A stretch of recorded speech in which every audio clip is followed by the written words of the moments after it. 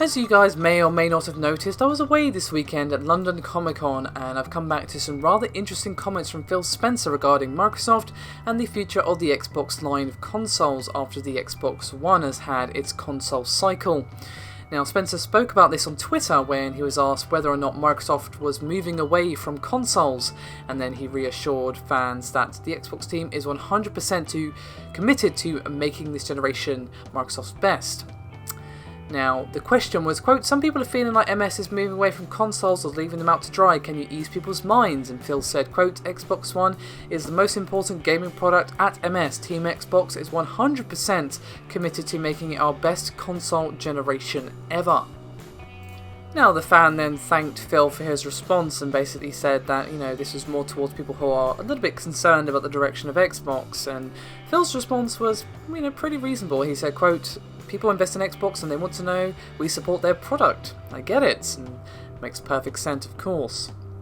Now, of course, both consoles have been roughly out for 2 years. Of course, it will be pretty much exactly 2 years in just a few weeks. And of course, the Xbox One had a rather rough and bumpy start, thanks in part, but a big part, thanks to Don Mattrick. But of course, has been gaining momentum for quite some time. Now, of course, we had a rather long console generation the last run around, but some people have been concerned about the length of this console generation and whether or not there actually will be a next console from Microsoft. And someone actually directly asked Phil, quote, "Will there be another generation though?" And Phil said, "I fully expect there will be." So basically, the stumbling block that the Xbox One had when it first released wasn't enough to make Microsoft go, maybe we shouldn't do this console thing anymore.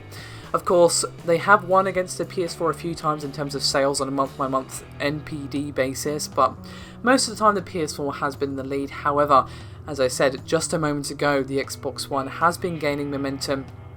And of course, in my most recent NPD video, the PS4 was in the lead, but the Xbox One is gaining ground. And I think when the next few games, such as say Halo and of course Rise of the Tomb Raider, which is a timed exclusive, and a few other goodies come out, we might see a very different story. Of course, it's hard to predict what's going to happen in any month when it comes to hardware or even software sales, but I think the next couple of months are going to be tough for both companies and the race is really going to heat up.